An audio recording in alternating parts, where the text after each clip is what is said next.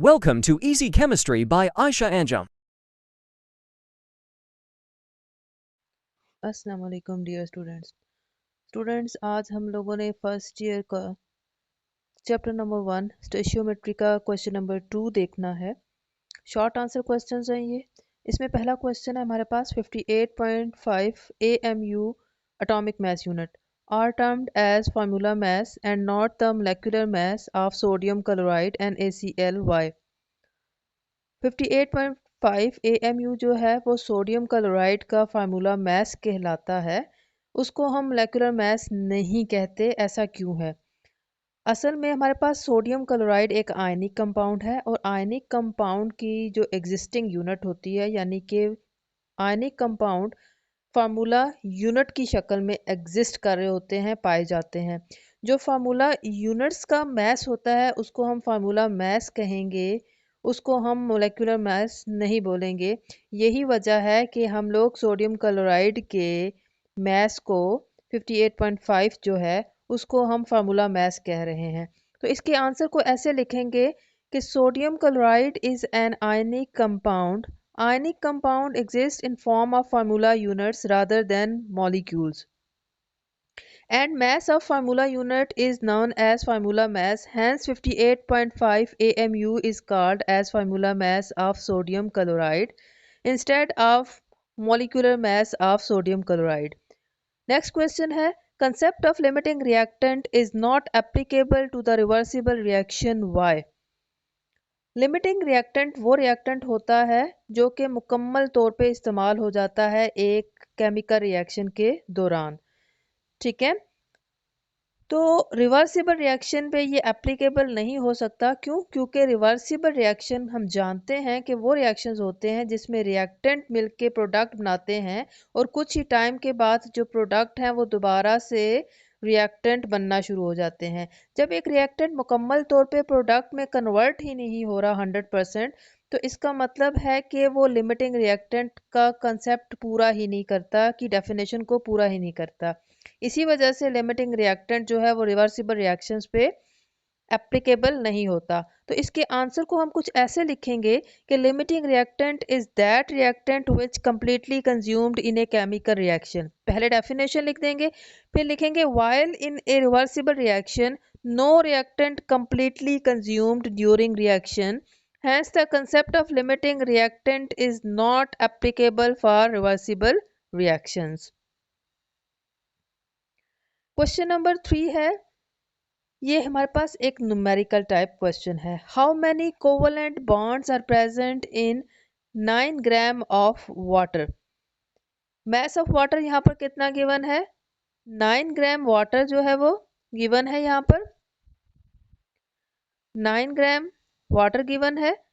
हम लोगों ने क्या करना है, सबसे पहले तो इस 9 ग्राम को हम लोगों ने मोल्स में कन्वर्ट कर देना है, क्योंकि स्टिशियोमेट्रिक कैलकुलेशन जितनी भी होती है वो किस में होती है, वो मोल की फॉर्म में की जाती है। तो हम लोगों ने क्या करना है कि given mass over molar mass कर देना है कि 9 डिवाइडेड बाय 18 करेंगे तो 0.5 मोल हमारे पास क्या आ जाएगा, वाटर के मोल्स निकल आएंगे मैस से। फिर हम लोगों ने क्या करना है कि एज 1 मोल ऑफ वाटर, हमारे पास क्या है, 1 mole of water contains 6.022 10⁻23 molecules. जैसा कि हम जानते हैं कि 1 मोल वाटर जो होता है वो 6.022 10⁻23 मॉलिक्यूल्स रखता है। तो हमारे पास 0.5 मोल्स जो हैं वो कितने मॉलिक्यूल्स रखेंगे वाटर के? हम लोग क्या करेंगे, 6.022 10⁻23 को मल्टीप्लाई कर देंगे 0.5 से। ठीक है, मोल से मल्टीप्लाई कर देंगे तो हमारे पास आंसर आ जाएगा 3.011 इंटू 10⁻23 मॉलिक्यूल्स। तो ये हमारे पास आ गए वाटर के मॉलिक्यूल्स। एज जैसा कि हम जानते हैं कि 1 मॉलिक्यूल के वाटर का जो 1 मॉलिक्यूल है उसमें 2 कोवलेंट बॉन्ड्स होते हैं। ठीक है ना, तो हमारे पास कितने मॉलिक्यूल्स टोटल निकले हैं? हमारे पास निकले हैं 3.01 इंटू 10⁻23 मॉलिक्यूल्स निकले हैं। तो हम लोग क्या करेंगे, कि एक मॉलिक्यूल में 2 कोवलेंट बॉन्ड होते हैं, तो 3.011 इंटू 10⁻23 में कितने होंगे? हम मल्टीप्लाई कर देंगे 2 इंटू 3.011 इंटू 10⁻23, तो हमारे पास क्या आंसर आ जाएगा? हमारे पास आंसर आ जाएगा 6.022 इंटू 10⁻23 आंसर आ जाएगा। तो लिहाजा हैंस 9 ग्राम ऑफ वाटर है 6.022 इंटू 10⁻23 कोवलेंट बॉन्ड जो है वो रखेगा। तो ये था हमारे पास क्वेश्चन नंबर 3। अब हम मूव करते हैं क्वेश्चन नंबर 5 की जानिब। ये भी एक न्यूमेरिकल है। क्वेश्चन है हमारे पास, how many molecules of water are there in 12 gram of ice. 12 gram ice है, मैस दिया हुआ है, हमने उसमें मॉलिक्यूल्स क्या करने हैं? निकालना है। तो सबसे पहले डेटा लिख लेते हैं। मॉलिक्यूल्स ऑफ वाटर फाइंड करने हैं, मैस ऑफ आइस यानी कि वाटर, आइस यहाँ पर क्या है? वाटर है, याद रखें। तो 12 ग्राम दिया हुआ है, ठीक है, 12 ग्राम हमारे पास दिया हुआ है मैस। हम लोगों ने मैस को फौरन से मोल्स में कन्वर्ट करना होता है, स्टिशियोमेट्रिक कैलकुलेशन का यही असूल है, ठीक है। तो गिवन मैस 12 है, divided by molar mass of water 18 है, तो हमारे पास क्या आंसर आ जाएगा? 0.666 मोल ऑफ वाटर आ जाएंगे, ठीक है। फिर हम लोगों ने क्या करना है कि 1 मोल ऑफ आइस कंटेन्स, कितने हमारे पास आए हैं? 6.02 × 10⁻23 मॉलिक्यूल्स। एक मोल आइस जो होता है वो हमेशा इतने, क्योंकि एक मोल किसी भी सब्सटेंस का fixed amount of Avogadro's number of molecules रखता है, ठीक है। तो 0.66 मोल्स क्या है हमारे पास? 0.66 मोल्स ऑफ आइस कंटेन, हम लोग क्या करेंगे? मोल्स को मल्टीप्लाई कर देंगे एवोगाड्रोस नंबर से, तो देन हमारे पास आ जाएगा 4.105 इंटू 10⁻23 मॉलिक्यूल्स, ये आ जाएंगे, ठीक है। तो हमारे पास क्या आ गया? 12 ग्राम ऑफ आइस, इसका मतलब है 12 gram of ice contains 4.05 into 10⁻23 molecules of water contain करते हैं। क्वेश्चन नंबर 6 है हमारे पास, which contain more atoms, 1 mole of iron or 1 mole of hydrogen gas H2, justify your stand, ठीक है। अब यहाँ पर क्वेश्चन में इंपॉर्टेंट बात यह है कि एक हम लोगों को एलिमेंट दिया हुआ है एलिमेंटल फॉर्म में, ठीक है, एटॉमिक फॉर्म में, यानी कि आयरन जो है वो हमारे पास एटॉमिक फॉर्म में एग्जिस्ट करता है, जबकि हमारे पास H2 हाइड्रोजन गैस है, तो ये भी एलिमेंट, लेकिन ये मॉलिक्यूलर फॉर्म में एग्जिस्ट करने वाला एलिमेंट है। तो हम इसका आंसर कैसे अटेम्प्ट करेंगे? 1 mole of any substance contains 6.022 × 10⁻23 particles of that substance। हम जानते हैं कि किसी भी सब्सटेंस का जो एक मोल है उसमें एवोगाड्रोस नंबर ऑफ पार्टिकल्स मौजूद होते हैं। But point two remember is, लेकिन यहाँ पर याद रखने की ये बात है कि 1 particle does not mean 1 atom. एक पार्टिकल का मतलब हर किस ये नहीं होगा कि वो हमेशा एक एटम हो। एक पार्टिकल का मतलब एक एटम हरगिज नहीं होता। सब्सटेंसेस जो होते हैं वो मुख्तलिफ पार्टिकल्स रख सकते हैं, और हर पार्टिकल में एटम्स की तादाद भी मुमकिन है कि मुख्तलिफ हो, ठीक है। और यही कुछ यहाँ पर भी हो रहा है। मैं दोबारा इसको रीड कर देती हूँ। But point two remember is 1 particle does not mean 1 atom. Substances can have different numbers of atoms in one particle. Like here, यहाँ पर भी, in a case of iron, 1 mole of iron contain 6.022 10⁻23 atoms of iron, ठीक है। यहाँ पर iron के atoms exist कर रहे हैं। In the case of hydrogen, लेकिन यहाँ पर अगर जब हम हाइड्रोजन को देखते हैं तो हाइड्रोजन के 6.022 10⁻23 मॉलिक्यूल्स एग्जिस्ट कर रहे हैं, ओके। तो इसलिए हम लोग कहते हैं कि यहाँ पर एटम्स का नंबर जो होगा हाइड्रोजन में डबल हो जाएगा, क्योंकि एक मॉलिक्यूल में दो एटम एग्जिस्ट कर रहे हैं in the case of hydrogen.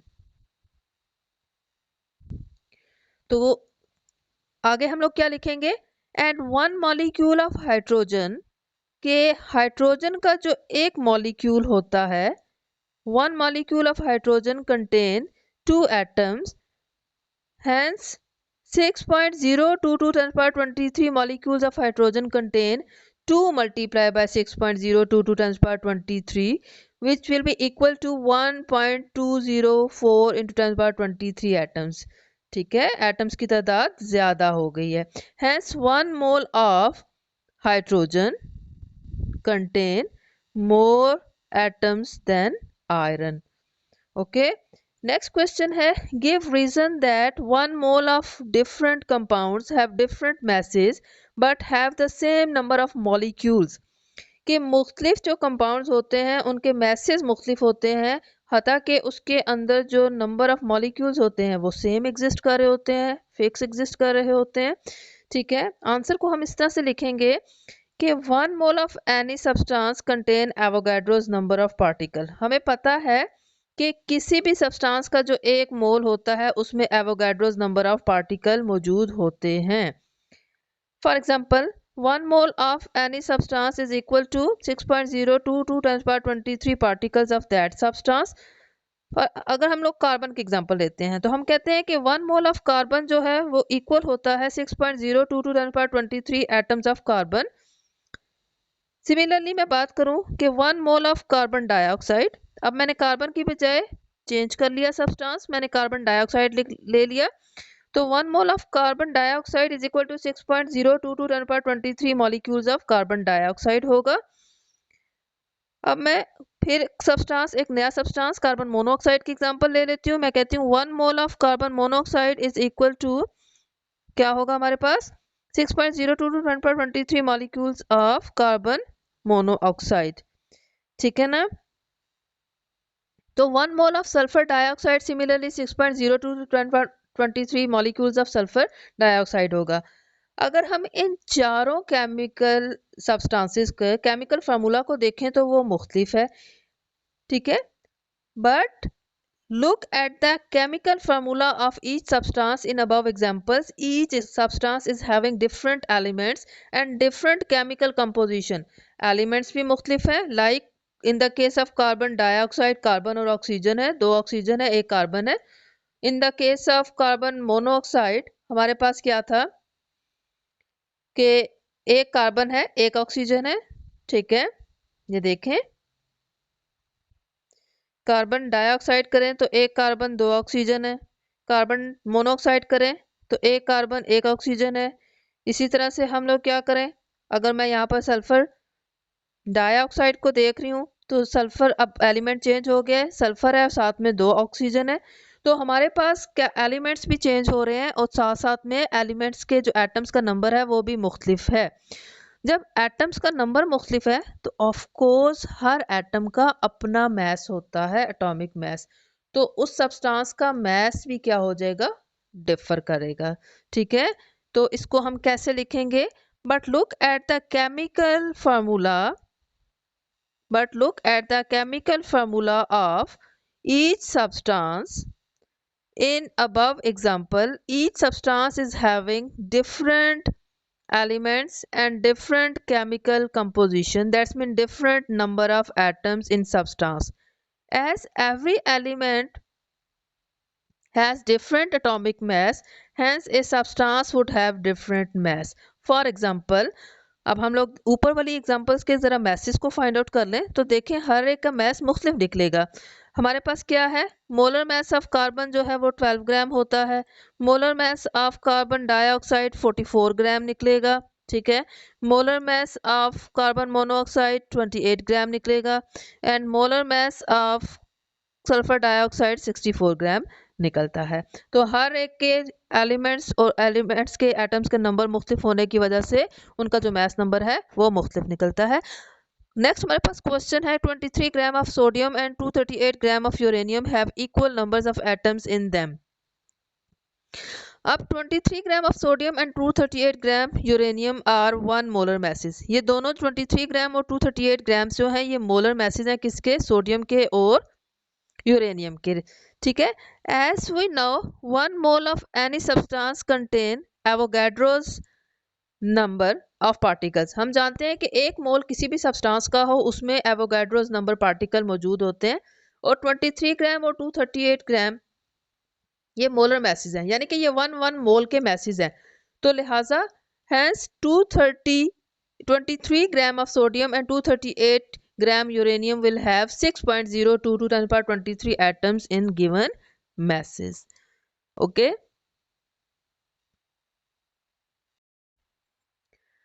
Question number हमारे पास 9 है। Calculate the weight of oxygen gas evolved when 5 gram of potassium chlorate are completely decomposed thermally. Potassium chlorate जो कि 5 ग्राम गिवन है, उसको जब हम लोग मुकम्मल तौर पे थर्मली डिकम्पोज करते हैं तो ऑक्सीजन प्रोड्यूस होती है। यहाँ पर हमारे पास क्या दी गई है? इसकी केमिकल इक्वेशन दी गई है। ठीक है, ये मैंने कहा इसकी बैलेंस केमिकल इक्वेशन लिखी हुई है। तो इस बैलेंस केमिकल इक्वेशन में हमें समझ आ रही है कि पोटेशियम क्लोरेट के 2 मोल्स को जब हम लोग क्या करते हैं? डिकम्पोज करते हैं थर्मली, तो 2 मोल पोटेशियम क्लोराइड बनता है, और इसी तरह से हमारे पास 3 मोल्स जो है वो ऑक्सीजन प्रोड्यूस होता है। तो डेटा है हमारे पास कि मैस ऑफ पोटेशियम क्लोरेट 5 ग्राम है। ठीक है, मोलर मैस हम लोग निकाल लेंगे क्योंकि हम लोगों ने मैस को मोल्स में कन्वर्ट करना है, तो मोलर मैस चाहिए होगा। तो मोलर मैस कितना निकल रहा है पोटेशियम क्लोरेट का? 122.5 ग्राम निकल रहा है।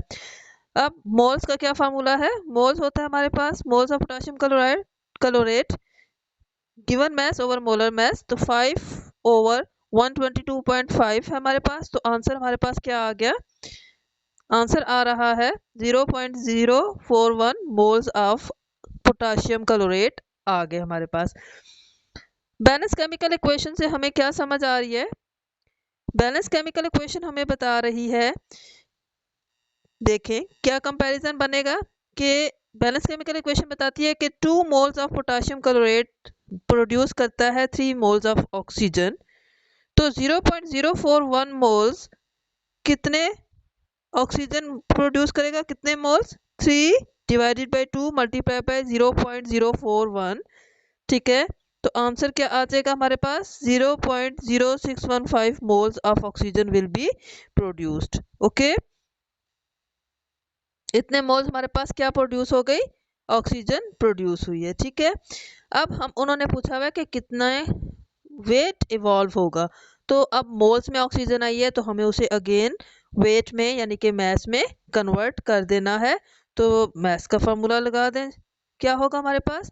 मैस ऑफ ऑक्सीजन निकालने के लिए हम लोग मैस मोल्स ऑफ ऑक्सीजन को मल्टीप्लाई कर देंगे मोलर मैस से, तो हमारे पास आंसर आ जाएगा 1.968 ग्राम।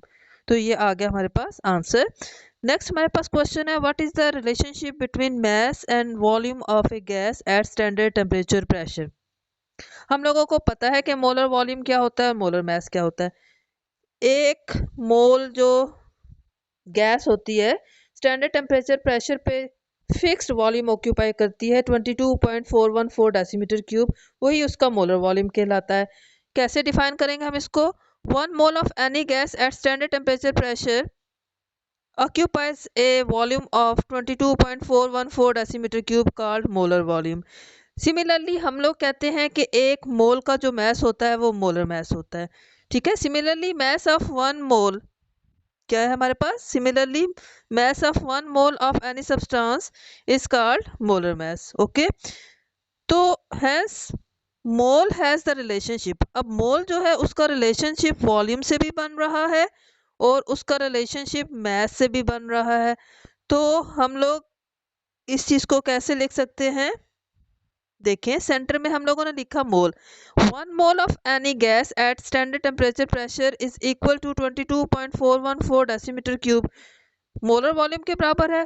और एक मोल जो है उसका जो मैस होता है वो मोलर मैस है। ठीक है, तो अगर मैं हाइड्रोजन गैस की एग्जांपल लेती हूँ, जैसे कि मैंने नीचे कोट की है कि हमारे पास क्या है 1 मोल ऑफ हाइड्रोजन गैस। ठीक है, is equal to 22.414 decimetre cube volume. इतने वॉल्यूम को ऑक्यूपाई करेगी ये गैस 1 मोल, और उसके अंदर मैस कितना होगा 2.016 ग्राम उसका मैस होगा। तो हम इसको ऐसे कह सकते हैं 2.016 ग्राम जो मैस है of hydrogen gas will occupy 22.414 decimetre cube of volume. ठीक है, तो ये रिलेशनशिप हमारे पास पाया जाएगा वॉल्यूम का और मैस का। नेक्स्ट हमारे पास है the actual yield is lesser than theoretical yield, give reason. सबसे पहले हम लोग क्या करेंगे, थ्योरेटिकल यील्ड की डेफिनेशन लिख देंगे। क्या डेफिनेशन होती है हमारे पास, the quantity of a product calculated from a balanced chemical equation is called theoretical yield। मतलब हमारे पास बैलेंस्ड केमिकल इक्वेशन से जो हम लोग क्या कर रहे होते हैं, कैलकुलेट कर रहे होते हैं यील्ड को, उस यील्ड को थ्योरेटिकल यील्ड कहते हैं। और जबकि अगर ओरिजिनली हमारे पास फैक्ट्रीज में, कारखानों में वर्किंग के दौरान जितनी अमाउंट हम लोगों को हासिल होती है, हमारे हाथ में आती है, उसको हम एक्चुअल यील्ड कहते हैं। ठीक है, और हमारे पास होता यह है कि एक्चुअल यील्ड लेस होती है किससे, थ्योरेटिकल यील्ड से हमारे पास हमेशा लेस आती है।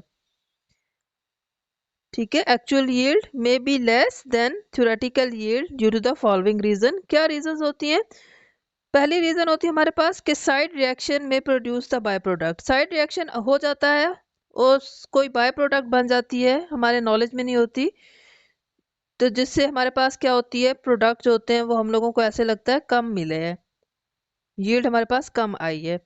सेकंड होता है हमारे पास कि सम रिएक्शंस आर रिवर्सिबल। कुछ रिएक्शंस होते हैं जिनमें प्रोडक्ट दोबारा से मिलकर रिएक्टेंट बना देते हैं, हमें लगता है कि एक्चुअल यील्ड कम मिली है हम लोगों को। ठीक है, थर्ड हमारे पास जो होता है वो ह्यूमन एरर होता है, यानी कि हम लोग जब प्यूरिफिकेशन का प्रोसेस करते हैं जिसमें बहुत से फिजिकल प्रोसेस किए जाते हैं, लाइक हम लोग डिस्टिलेशन करते हैं, लाइक हम लोग सेपरेशन बाय डिस्टिलेटिंग फनल करते हैं, वॉशिंग करते हैं, क्रिस्टलाइजेशन करते हैं, तो इन सब ये सारे प्यूरिफिकेशन के प्रोसेस हैं। इन सब प्रोसेस के दौरान कुछ कुछ अमाउंट ज़ाया हो जाती है और हम लोगों को ऐसा लगता है कि हमारे पास जो एक्चुअल यील्ड है वो कम आई है थ्योरेटिकल यील्ड से। ठीक है, तो ये बहुत इंपॉर्टेंट क्वेश्चन है, पेपर में अक्सर आता है। क्वेश्चन नंबर 12 है, what are the representative particle in one mole of a gas at standard temperature pressure.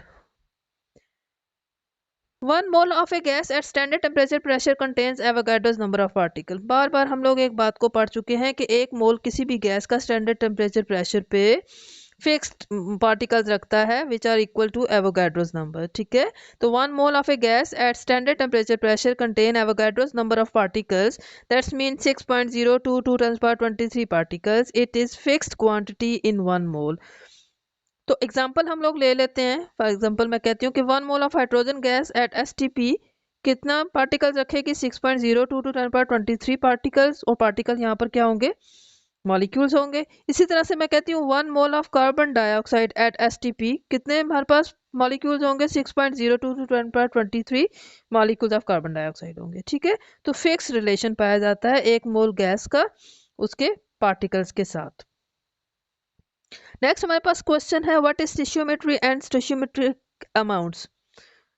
बिल्कुल पेट क्वेश्चन है, बुक से ही इसका आंसर है। क्वेश्चंस की डेफिनेशन आप लोगों ने डेफिनेशन लिखनी है स्टोइचियोमेट्री की और स्टोइचियोमेट्रिक अमाउंट्स की। क्या है हमारे पास, स्टोइचियोमेट्री क्या होती है, the study of relative amount of substances involved in a chemical reaction is called stoichiometry. ठीक है, ये स्टडी है, ये ब्रांच है जिसमें हम लोग क्या करते हैं, रिलेटिव अमाउंट ऑफ सब्सटेंसेस को कैलकुलेट करते हैं बैलेंस केमिकल इक्वेशन से, उसको हम कहते हैं स्टोइचियोमेट्री। ठीक, और स्टोइचियोमेट्रिक अमाउंट्स क्या होती हैं, वो अमाउंट्स, वो क्वांटिटीज ऑफ रिएक्टेंट और प्रोडक्ट जो हमें एक बैलेंस केमिकल इक्वेशन से हासिल होती हैं उसको स्टोइचियोमेट्रिक अमाउंट्स बोलते हैं। कैसे इसको डिफाइन करेंगे हम लोग, the amounts of reactant and product in a balanced chemical equation are called stoichiometric amounts. Okay, next हमारे पास है differentiate between limiting and non limiting reactant. Question number 4 है जो दरमियान से स्किप कर दिया था। लिमिटिंग रिएक्टेंट को हम लोग कैसे डिफाइन कर सकते हैं? The reactant which is consumed completely in a chemical reaction called limiting reactant। वो रिएक्टेंट जो केमिकल रिएक्शन के दौरान मुकम्मल तौर पे इस्तेमाल हो जाए उसको लिमिटिंग रिएक्टेंट बोलते हैं, जबकि इसके मुकाबले में नॉन लिमिटिंग जो रिएक्टेंट होता है वो बच जाता है, जो रह जाता है। The reactant which left unused or unreacted after completion of reaction is called non-limiting reactant। Okay, एक और तरह से हम इसको डिफाइन कर सकते हैं। Limiting reactant produces the least number of moles of product in a chemical reaction. कैसे डिफाइन हो रहा है कि लिमिटिंग रिएक्टेंट वो रिएक्टेंट है जो कम तरीन मोल्स देता है, कम क्वांटिटी देता है प्रोडक्ट की, वो लिमिटिंग रिएक्टेंट होता है।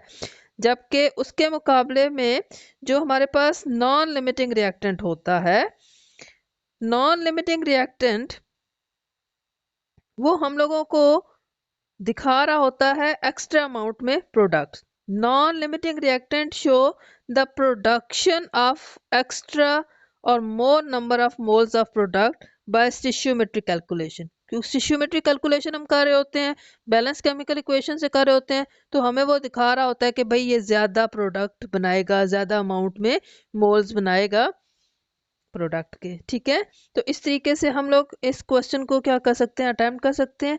ये था हमारे पास स्टिशियोमेट्री का चैप्टर नंबर 1 का क्वेश्चन नंबर 2, जिसको मैंने डिटेल में यहाँ पर डिस्कस किया है। उम्मीद करती हूँ कि आपको समझ आ गया होगा। किसी किस्म की कोई कन्फ्यूजन है तो आप कमेंट सेक्शन में मुझसे पूछ सकते हैं। अल्लाह पाक हम सब का हामी और नासिर हो। अल्लाह हाफिज़। If this video is helpful for you, then like the video and subscribe my channel.